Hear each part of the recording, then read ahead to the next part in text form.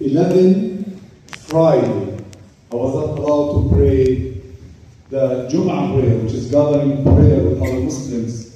I used to pray by myself as individual, almost 99% of the time, inside the jail.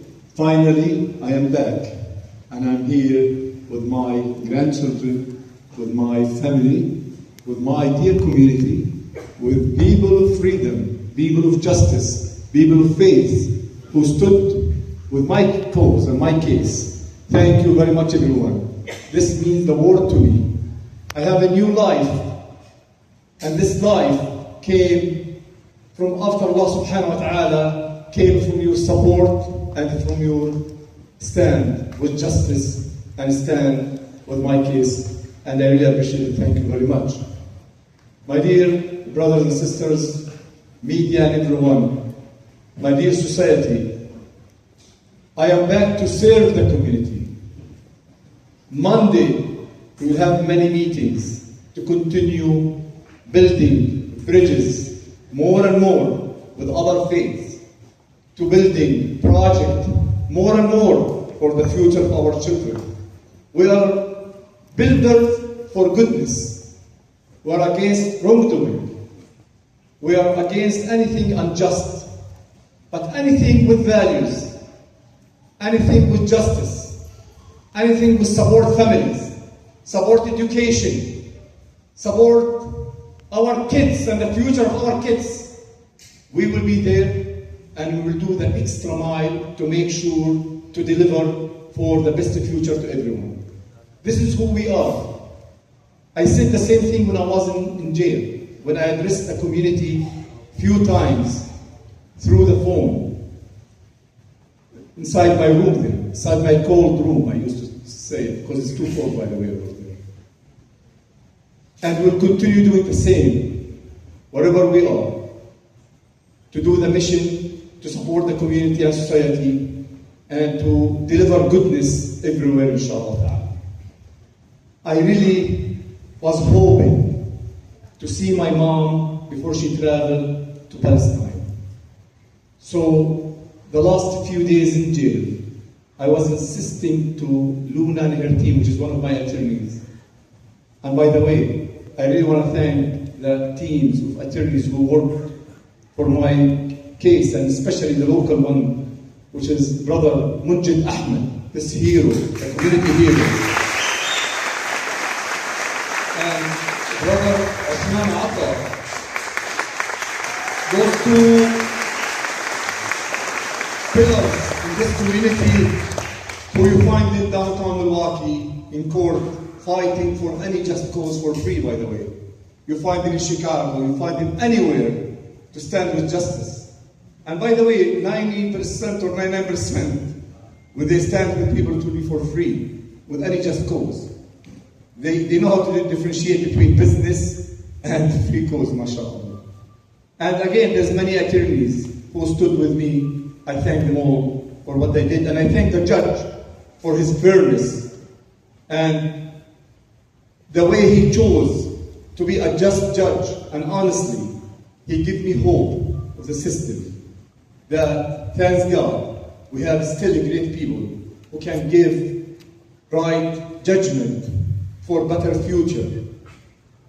Because imagine myself, finally, I met my mom last night before she went back home. If the judge said something else, I will lose this opportunity. And she's 85 years old. And by the way, subhanAllah, 10 minutes before I went to jail, she spent 5 days in the hospital because of some heart problem.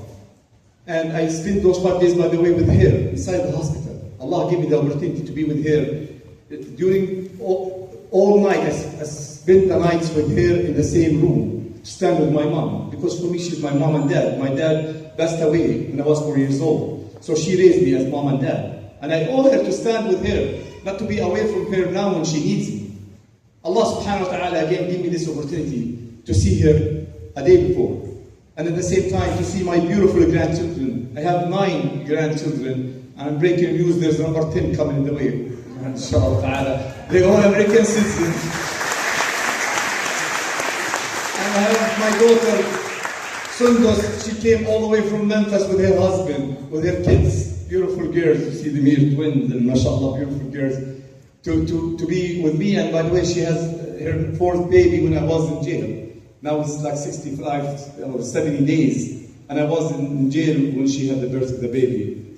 And it was very tough on her, to be honest with you. Very tough to have her baby with her kids while she knew that her dad going through what I was going through. And to have also my 6 sons, they all professionals, alhamdulillah, my all kids finished from Salah school. And they all professional, finished colleges. All my 6 kids, they finished colleges. They born in the US, and they are American citizens, they are professional, they are the product of this community. They raised with this community, like other kids here in this community. We belong here. And we want to continue build here. So I hope, inshallah ta'ala, the future will be better, because we deserve a better future for all of us, inshallah. And again, thank you very much.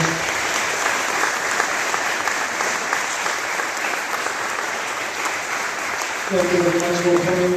I appreciate my dear community who stood with me, people of faith. Osman mentioned, I don't want to miss any names, honestly, or any group. Tens of groups, and I brought back with me more than 400 letters arrived to my room.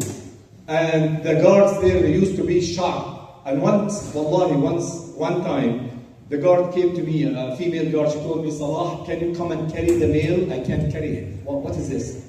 And I have to walk outside to go carry my own mail because it was too heavy. It's 2 boxes of mails.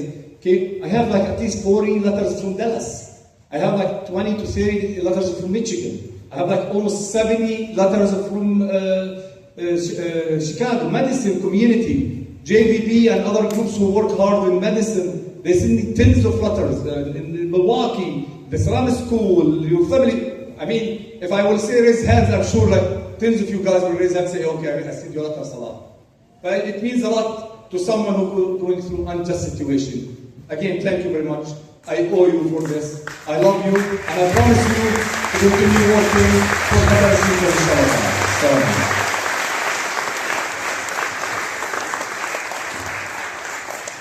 Jazakallah khair. We love to have you back. It's a great feeling, and we're looking forward to working with you more on a daily basis.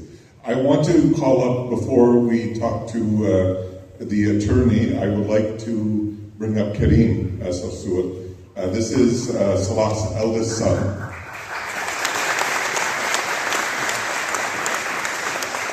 He took over from his dad. Mashallah, he's a quiet guy, but he's a tremendous asset to the family. He took on a really major task, and he wants to talk a little bit about what it was like for the family for those 81 days. Assalamu alaikum. Thank you for being here today.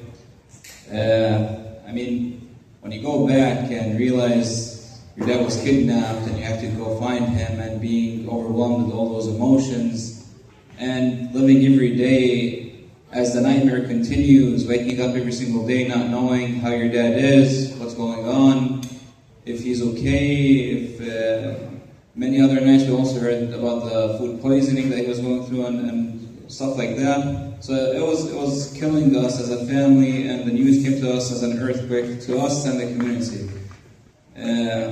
My son insisted on bringing a blanket today, thinking that his grandfather is so cold from the nights that he spent over there.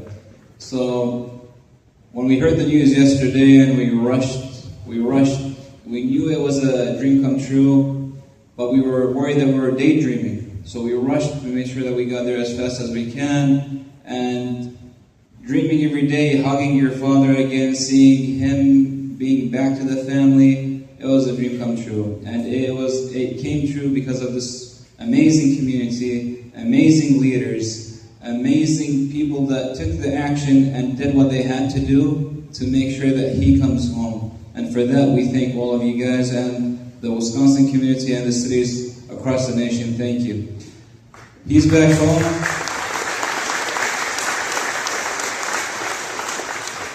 He's back home with his family, and we took a quiet night last night, knowing that he's home, sound asleep in his bed, and that he's among his family. So that's a big dream come true to us. And now we can actually call him every day, whenever we want, check on him whenever we want, see him whenever we want, and eat as one big family that we should have. What happened to him shouldn't have happened. We did the fight, and we will continue doing the fight. Thank you so much.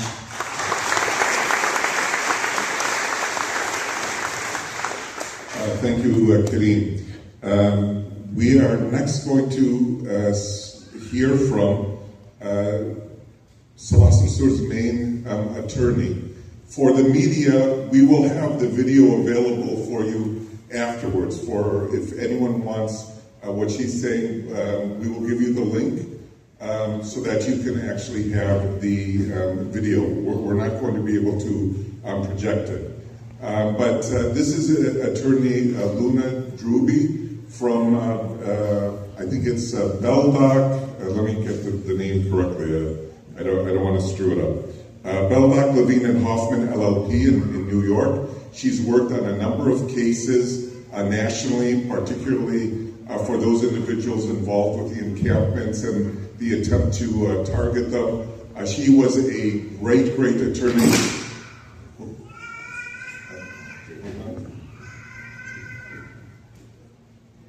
Okay, I'm sorry.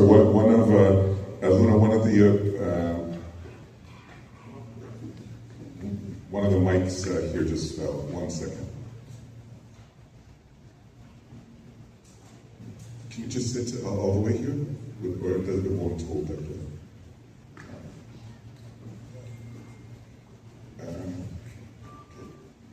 Let's give it. Okay, we're going to give that a try. All right, sorry about that. So, again, great attorney, great work, and great results. I mean, we were really very happy to see the judge's decision, and I'll have Attorney Druby talk about some of the case and where we're going from here. Attorney Druby.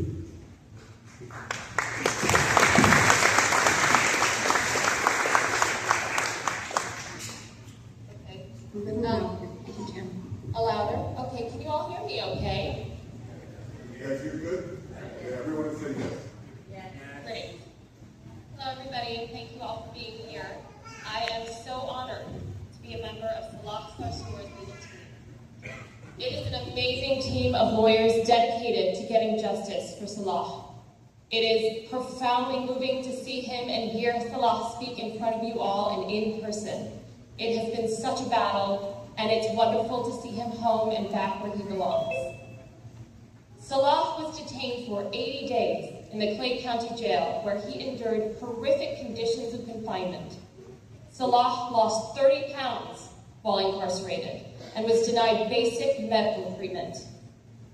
He is a type 2 diabetic and must have his blood glucose checked at least daily, or was at risk of serious medical complications. At one point, he suffered severe stomach pain.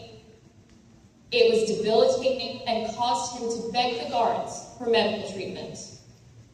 Instead, he was told to purchase his own Tylenol, and that medical staff would not be available until the next morning.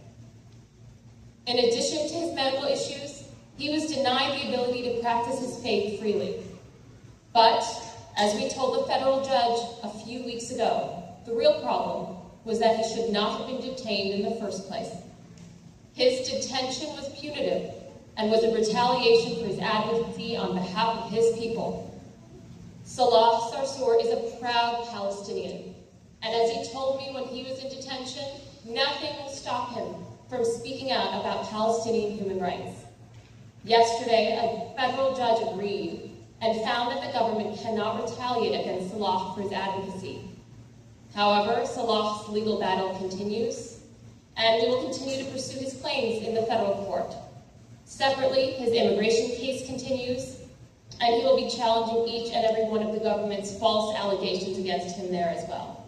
But the lesson here today is clear. The government's policy of chilling the speech of those who advocate for Palestinians will not succeed. Freedom of speech and association is a core constitutional right in this country. And yesterday, a federal judge agreed. Thank you.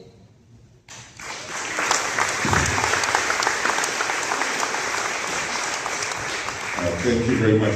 We're going to have, if any of the media have questions for Attorney Drewby, we will have you ask those questions right now before we have a few other speakers who will address you.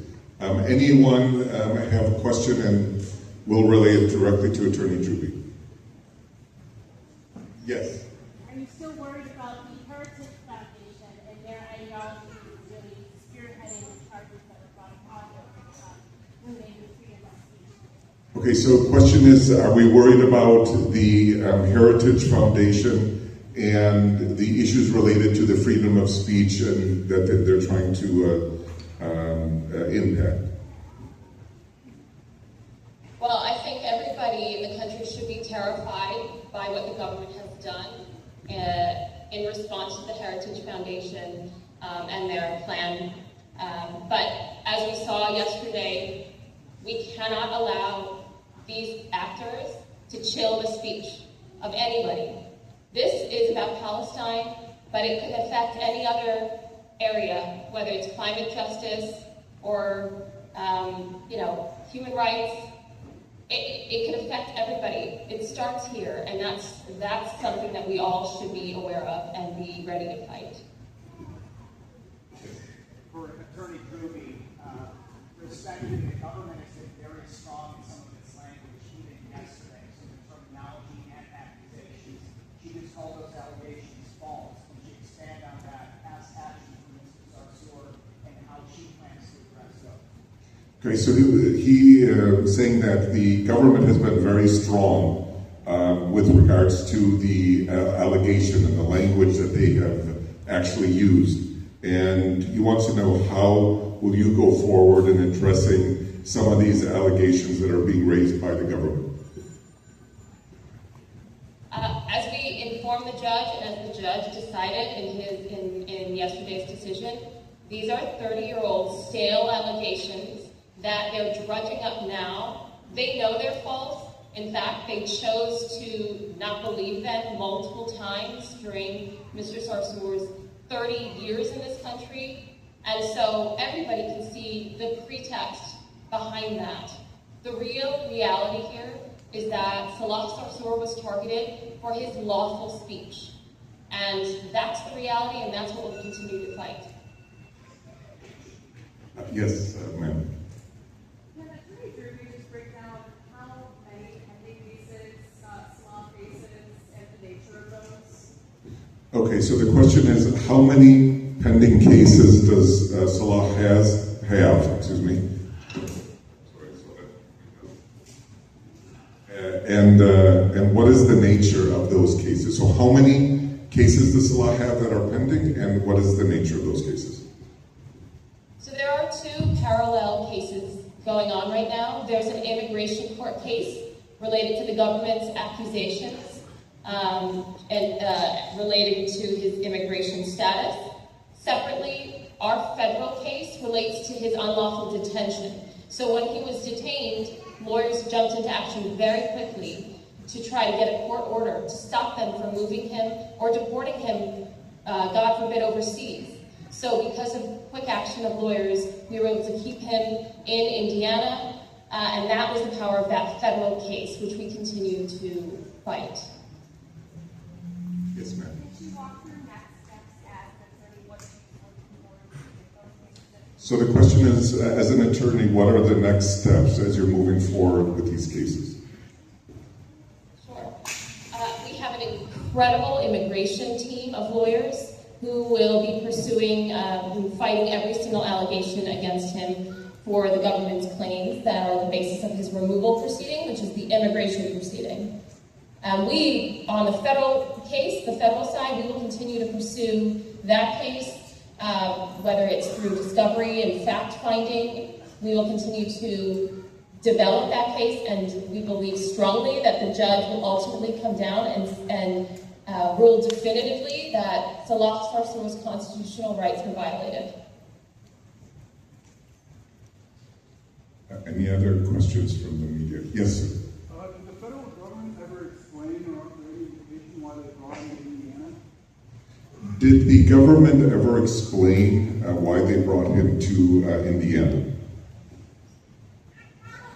No, they don't have the benefit of explaining their conduct. All I can say is the practice, as we've seen in multiple cases, is they try to shuttle people down south to favorable jurisdictions for them to impose the harshest treatment possible. And like I said, if it weren't for the incredibly quick conduct of the legal team, that might have just happened. But we were able to stop him and keep him in Indiana. Still hours away from his family, but not down south where they inevitably were trying to send him. If I could just add to that, I do know that when they took him to Chicago and then they were taking him to Indiana, what Attorney Druby is mentioning is that a habeas petition without even having all of the papers from the government was filed because the fear was that he would be moved down to Louisiana or some other jurisdiction, as Attorney Druby was mentioning, moving down south to something that's more favorable to the government. Any other media questions? No? Okay. Attorney Druby, thank you so much. We appreciate your time and again, appreciate all of your work. We're very, very thankful for you and your entire team.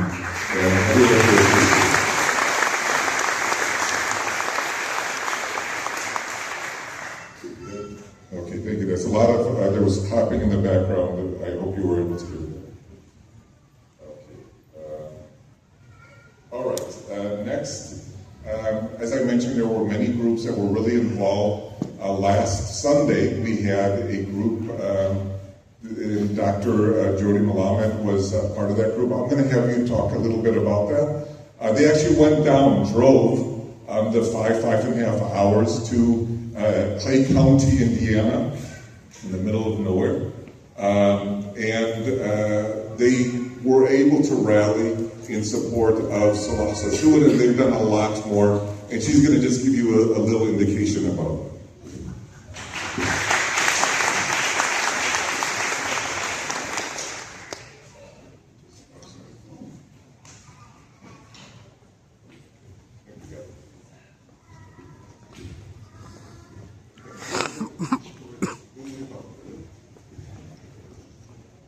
Good afternoon, sisters and brothers. Today is a really joyous day. In addition to being Juneteenth, today is Salah Sarsour Freedom Day.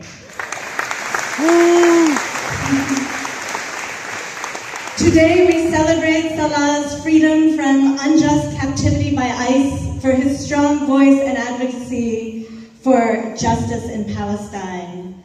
I am one of many Jews in Milwaukee who see Salah as our hero for standing up for all of our constitutional rights, for standing up for democracy.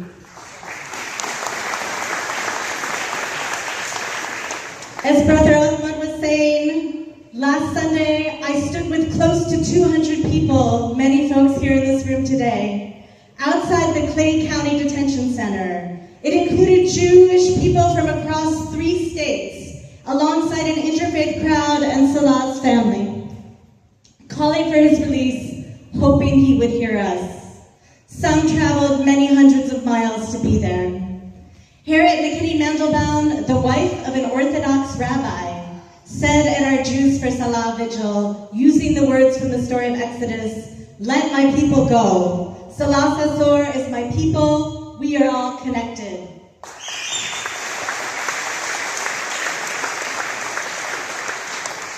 In the 2 months since Salah Sarsour was taken from his beloved community here, thousands of Jewish Americans have risen up to oppose the state terror done in our name against Salah and other Palestinians. It didn't happen like this before Salah was taken. We know that Jewish safety depends on protecting a free, multicultural, multiracial democracy, and that when ICE comes for one, they come for us all.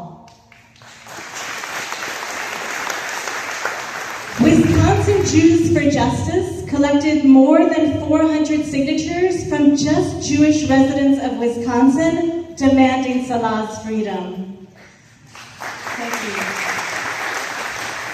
Then the ARC, which is a national progressive Jewish group, put up a Jewish petition to free Salah, which currently has an amazing 9,500 plus signatures, which is a record number for that organization on any issue.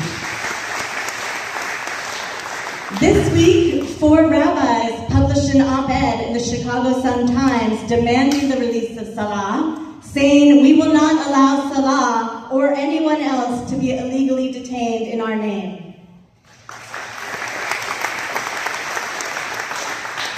In my work with Jewish Voice for Peace here in Milwaukee, I have had the great honor of working closely with Salah for more than 12 years. And I know him well as an extraordinary doer of mitzvahs, of good deeds.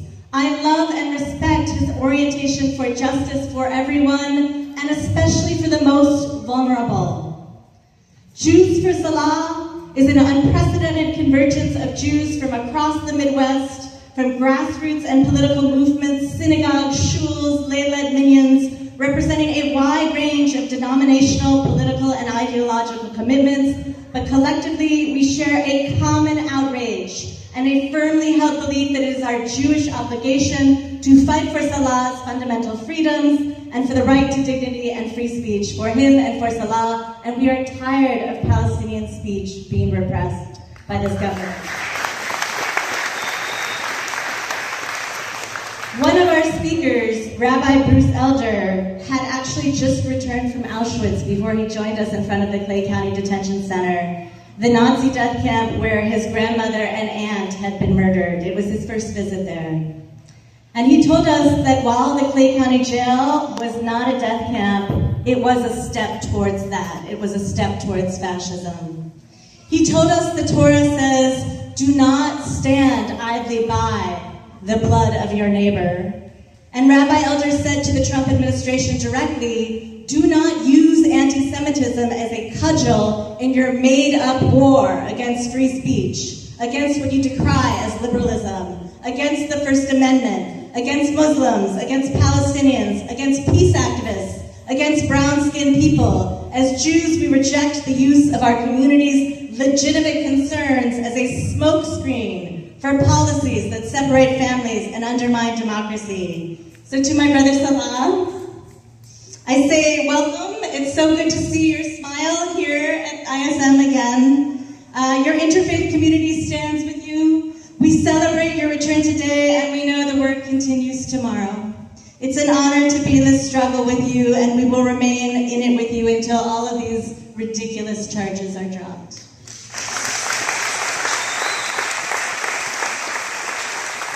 We also remember, all together, all of us remember the more than 200 other souls still trapped underground in the Clay County Jail, denied healthy food, sunlight, medical care, taken by the ICE Gestapo to break our democracy. And we all say that free Salah Sarsour means free them all.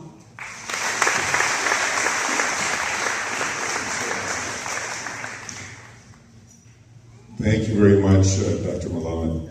Okay, we have just a couple more. We're going to hear from next the Executive Director of the Wisconsin Muslim Civic Alliance, Sister Fawzia Qureshi. They were very involved in getting information out to the community. She worked with also elected officials, and we want to really thank the elected officials. From those who came when we had our initial press conference, the officials from the city of Milwaukee and surrounding communities, as well as those who subsequently helped in passing resolutions. Sister Fawzia can discuss some of that stuff. Thank you.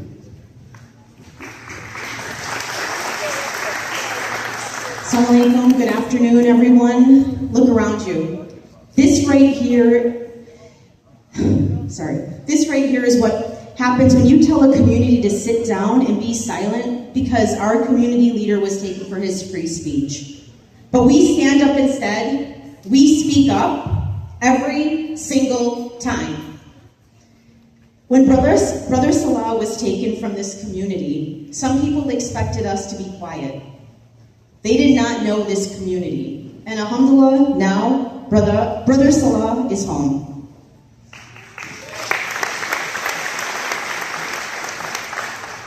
My name is Fawzia Qureshi, and I'm the Executive Director for the Wisconsin Muslim Civic Alliance, and I want to talk about how we got here, because this community deserves to celebrate the collective efforts that can protect us and bring our community members home when we stand up for one another. From the moment Brother Salah was taken and detained, we made a decision. We were not going to whisper. We were not going to wait. We were going to organize. Over 200 organizations from across Wisconsin and beyond signed on to a letter calling for Salah's release and naming that this was a clear attack on his free speech to oppose the genocide in Gaza and uplift Palestinian rights. As a legal resident for over 30 years, a beloved community leader and family man, we stood up to tell the truth about who he is. Muslim, non-Muslim, faith organizations, civil rights organizations, labor groups, and every other group, we thank you. We are grateful for all of you. All of us united under one truth. This detention was wrong, and we were going to say this everywhere, to everyone, and to every level of government. Milwaukee spoke out. We saw that. Our Milwaukee Common Council passed a resolution with 12 votes in favor. Thank you, Alderman Alex Brower, for leading that. We also saw that at the Milwaukee County Supervisor level, where I testified along with Brother Salah's family, and I watched supervisors who had not originally said yes and vote yes, but they then, after listening to all of us and listening to our community, voted yes. We want to thank County Supervisor Caroline Gomez-Tom for authoring that resolution. You rallied your colleagues, and you showed up for this community. We thank you. We needed a champion, and we were heard. We appreciate that.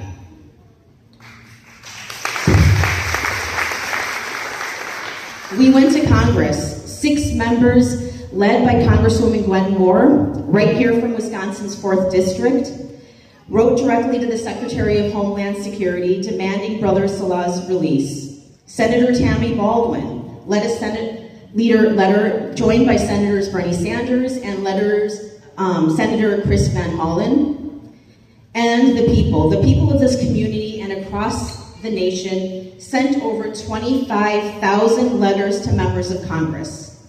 25,000 letters, please. This is a community.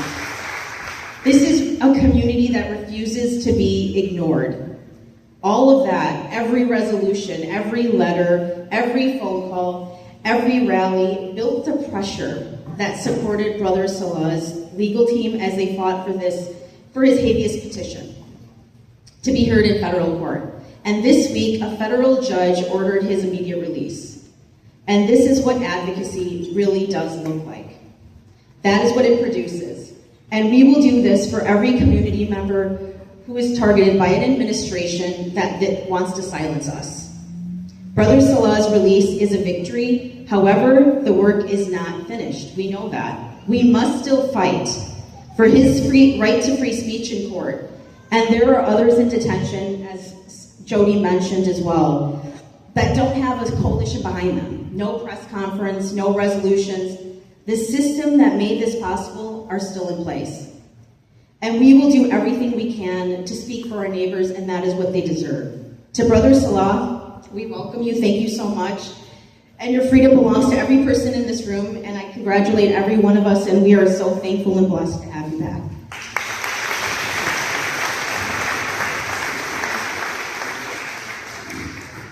Thank you so much, Sister Fawzia. So we're going to hear from just 2 more individuals. The last person who will be speaking is Munjid Ahmed, one of the attorneys. He's also going to read a statement that was issued by Congresswoman Gwen Moore's office, who did go down twice to see Salah Sarsour at the Clay County.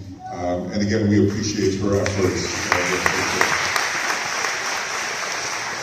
one of the things about this targeting of individuals is it is targeting individuals from many, many different communities. And one of the allies that the ISM has worked with for many years and the Muslim community has worked with for many years was the Latinx or the Hispanic community from many, many different backgrounds. And we are going to hear from Christine Newman-Ortiz, who is here representing Voces de la Frontera.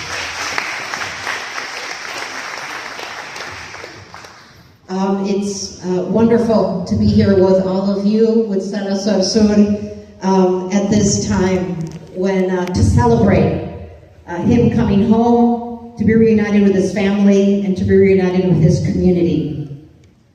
It's also an opportunity for all of us, a commitment, as Salah Sarsour mentioned earlier, to really commit ourselves again to the struggle ahead, to the days ahead. Because we know that we continue to face challenges, including the ongoing effort at deportation, but broadly speaking too, against efforts to silence dissent and the abuse of power.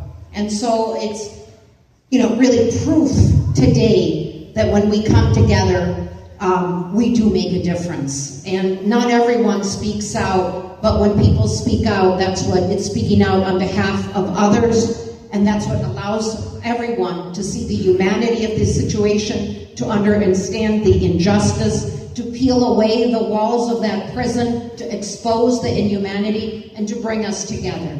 And so we also thank you for your leadership in doing that, and the family who spoke on your behalf. Elvira Benitez, another Wisconsinite who we've been supporting, as all of us as a community, was also recently released, still facing a deportation without having any criminal record. But it really shows in both cases part of what's been important to expose has been those conditions in the jail.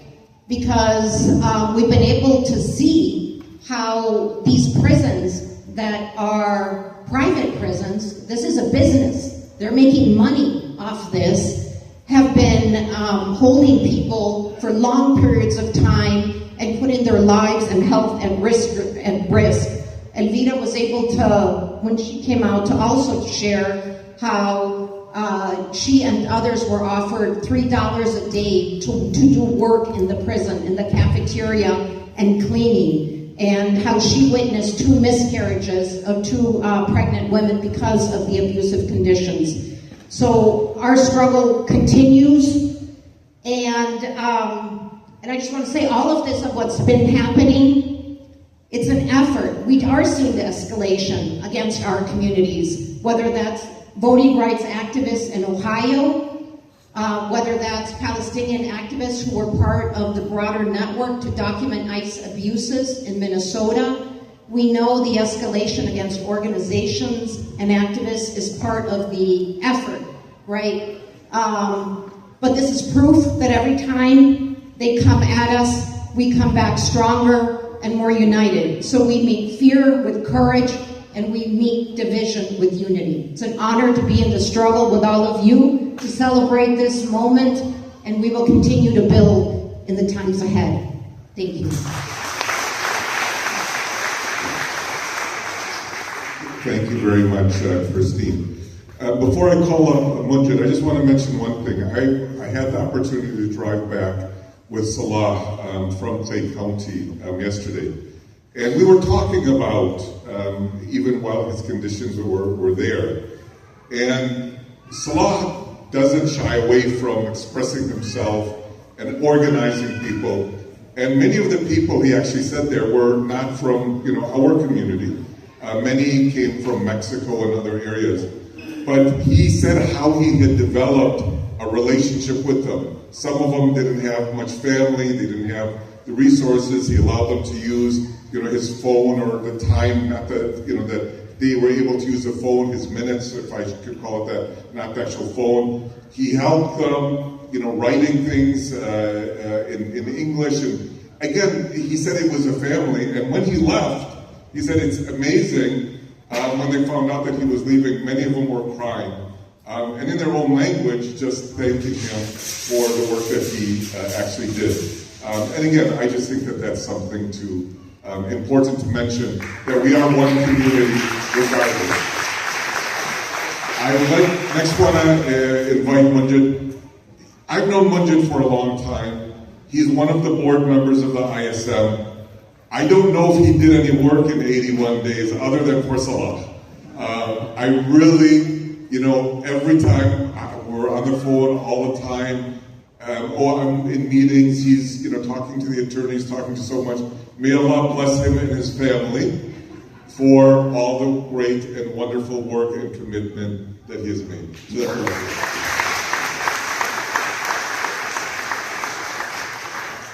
Good afternoon, Assalamu alaikum.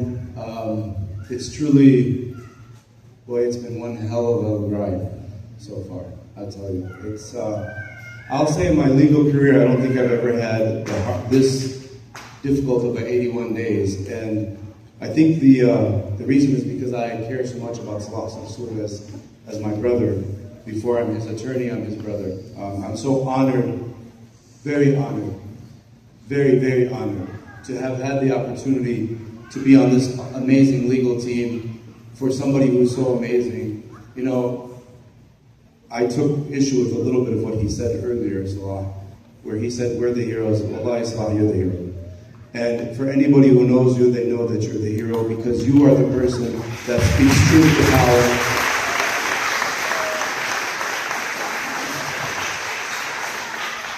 And what I love about Salah Sarsour is, for those of you who heard the sermon today, our dear Sheikh Rami talked about being with God and doing what pleases God, no matter what the cost, because you know you're pleasing a higher power. That epitomizes what Salah Sarsour is. And so I think for those who don't know Salah, for those who are commenting online about whether good or bad about Salah, many people had negative things to say about somebody they've never met before. Without knowing the person of Salah, know that he is somebody who stands in the path of God and does things to please the Almighty in order to better himself, his family, and society at large. So those who want to comment know that that's the person that you're commenting about. I will, by the way, this was on the scripted part. Now I'm going to get to the scripted part. So the scripted part is our dear Congresswoman Gwen Moore, as Brother Uthman has indicated, she went at least twice to see Salah to ensure that he was being taken care of, to look after his health. We'll talk about that in just a few moments. And she also spent some time writing to the jail and writing to DHS to get them to treat Salah better. Her statement reads as follows. I'm so overjoyed that Salah is home. So many in our community had his back and were supporting him. From the beginning, I knew that Salah was being targeted by the Trump administration for his advocacy for Palestinians. In America, this is not a crime. It's a right entitled to individuals, no matter who holds the White House. The judge's ruling reaffirms this. To Salah, I say welcome home. I wish I was there to give you a big hug, but I am there in spirit, sending lots of love.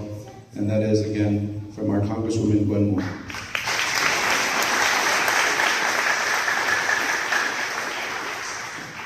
While in custody, as we indicated in our filings, in our legal filings, Salah had not received, in my opinion, in the legal team's opinion, and more importantly, in his medical team's opinion, he had not been receiving treatment that was necessary in order to make sure that he didn't get ill or something, God forbid, worse would happen. As Luna kind of alluded to, his physician has always indicated very clearly, unequivocally, that he needs his blood sugar tested at least daily. That was refused. His physician indicated that he needed to take certain medicines. Now, they did give him some medicine, metformin, but other medications were ignored. He has ulcers until now on his feet that went untreated. despite his request for them to be treated. Incidentally, I will note, the day of his release, they finally decided to give him a Band-Aid on it and put that on top of the ulcer, instead of actually treating him when he requested the treatment. Salah didn't lose 30 pounds, just for the record. He lost 35. How do we know this? Because we sent him to the doctor today to get checked out. 35 pounds and 6 inches of his waistline. I want you to let that sit in for just a second. In 80 days, he lost 35 pounds and he lost 6 inches of his waistline. I spoke to his physician today and I asked him how his health was. And his physician was very unequivocal. He said, you know, Manjid, I'm worried about the amount of weight he lost so rapidly. That concerns me quite a bit. I'm worried about the fact that he has these ulcers that went untreated. And frankly, had it not been for his faith, his being Salah, his faith, his resolve, his resilience, his strength, I think something really bad would have happened to him. His physician is shocked that he didn't come out worse for wear. And I want the media particularly to let that be known. And it's not just about Salah. We have Salah back, thankfully. But there are other people languishing in Clay County and in ICE custody who are being mistreated, who are being disallowed their proper medical care. The fact that it was only about 50 degrees in his cell and they gave him a thin blanket and told him make do with it should tell you all you need to do about that. To tell you all you need to know about ICE's intentions. I don't blame necessarily only Clay County Jail because the directions were not coming from Clay County. The directions were coming from ICE. Let's be clear about that. And we could get a doctor, please. A doctor, please.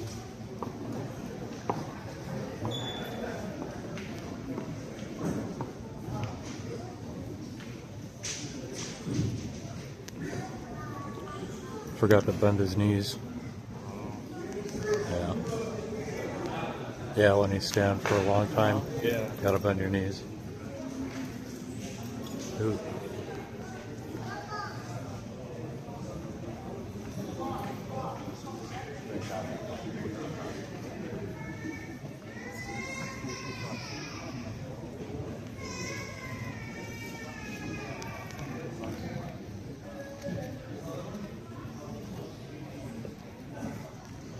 You can see the toll that this is taking on his family.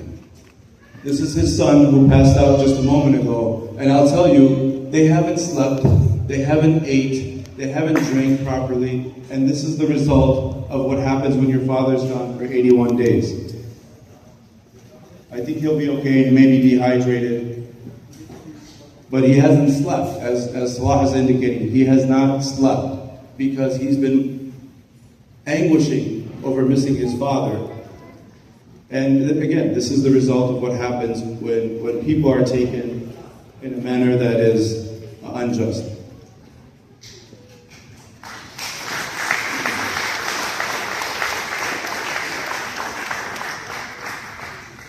The good thing about the ISM is we don't lack for doctors. We have a lot of doctors. So that's good. Yeah. His son Muhammad, who was the one that passed out, I will just tell you, I said this to actually my wife maybe a month or so ago, that I was worried about him particularly because he wasn't showing any emotion about anything. He was cooping it up inside, and I could tell he was cooping it up inside. And I think what happened today is that he yesterday had a wave of emotion, and that's kind of the result of that. Salah was not given his medical attention. And I was saying that Salah is not the only one we should be worried about here. That ICE is doing this to everyone.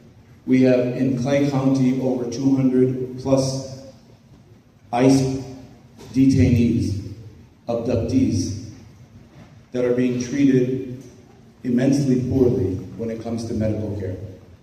And it's high time for our administration to realize what they're doing is un-American.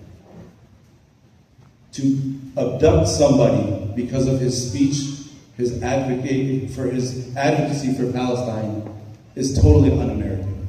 And we saw that this judge in the federal court, Judge Harlan, for those of you who didn't read the decision, it's a 29-page decision, his decision was very, very strong. He made it very clear that he felt that the reason that Salah was abducted was pretextual. In other words, that the reason he was abducted was because of his speech. He made it very clear that he felt there was a substantial, and his words, not mine, substantial evidence, that there was substantial evidence that the only reason Salah was abducted by ICE 35 years or so after having a green card, after multiple interviews with immigration over the decades, was only because of his advocacy for Palestine. He made it clear in his decision that in recent history, there are only 4 people in which the Secretary of State used the determination of adverse foreign policy, and all 4 people were advocates for Palestine. Judge's decision was a breath of fresh air, was a decision that led me at least to say, you know, maybe our system of checks and balances is working. Maybe our Constitution is not going to be gutted. Maybe there are people in the judiciary who are strong enough to stand up against the Trump administration for what's right, to stand up to uphold our Constitution and our freedoms, and I think Judge Harlan was one of them. All of this effort could not have gone without the help of an enormous amount of people.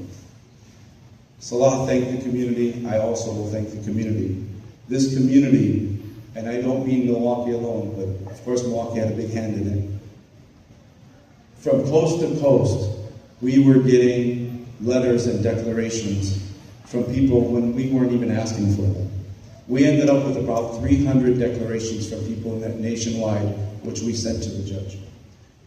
And those people need to be thanked. So all of you, for your declarations, for your statements on behalf of Salah Sarsour Freedom.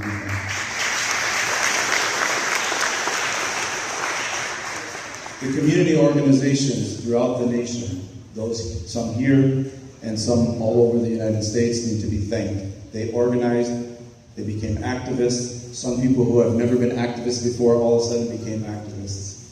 We have a robust team, a legal team. We have a robust social media team. We have a robust working group team. I won't even try to name all of them. There are dozens of people, and I know I'll forget some. The legal team, I will just say some of the lead attorneys on each legal team and their law firms, but just know not one legal team or not one law firm only put one attorney on his case. Most of our law firms have multiple people working on Salah's case, and I think that's important to know. Luna Drabi, you heard it from her, and I would like to thank her and her team, Beldrock, Levine, and Hoffman. Patrick Terrell and his team at Grossman Young Hammond, they're taking the lead on the immigration side. Mark Vanderhout and his team of Vanderhout LLP, they are also helping on both the federal side and the immigration side. Samuel Cole from the ACLU and the ACLU team. Kate Brady, the Muslim Legal Fund and her team. And Hassan Ahmed from Virginia, who is the law firm of Hassan Ahmed. Those are just some of the attorneys on the case. I also would echo Salah in thanking Uthman Atam for his immense assistance. And I will just say one more time, it is truly, truly my honor to be part of this legal team. I get to work with some of the greatest minds in law, both on the federal side and the immigration side. I've learned so much from all of them.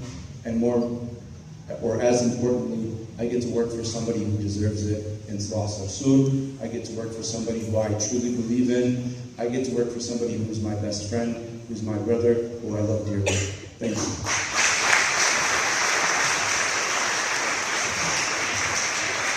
Okay, I want to just end by thanking the media. Okay, this is not it wasn't part of the plan, but I'll tell you, without being able to get information to the public, without challenging the government narratives, I do believe that the press is the fourth branch of government because it keeps the government clean when the government is trying to do things based on false information or misleading information, or they're not giving people all of the proper information, where they take an individual who's been here for 30-some years without any criminal record, conviction, charge ever in the United States, and they're using what has happened in a country that is committing ethnic cleansing and genocide, and yet they try to defame Salah Sarsour and his community. It is the press that will keep the government in check. We have a system of checks and balances, and we need the press to constantly ask questions, particularly of those in authority, particularly of the government. And we thank you, and you deserve a hand for all of the work that you do.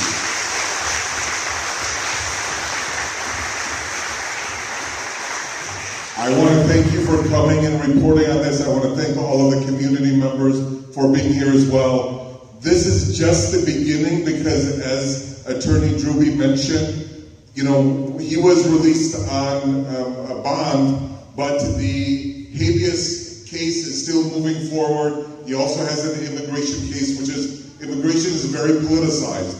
Immigration judges are part of the Department of Justice, not part of our judicial system. Those immigration judges that have called for the release of Mohsen Mahdawi and Rumaisa Öztürk, the Turkish woman who only wrote an editorial in support of the people of Gaza, and that got her detained and they tried to deport her. The judges that decided to release them, the immigration judges, were fired after they made their decision because the Department of Justice is the one that's in control. It's not part of the judicial system. Immigration Judge Hanlon is part of the federal court judicial system. And even though he was appointed by President Trump, he made his ruling based on the law, based on our First Amendment rights, based on constitutional principles, and that is what makes this country great. It is those individuals who, despite the party that they belong to or what background they are, they're willing to rule based on the rule of law, based on just principles, and not based on politics. Again, thank you all very much. Those are my 2 cents. Thank you.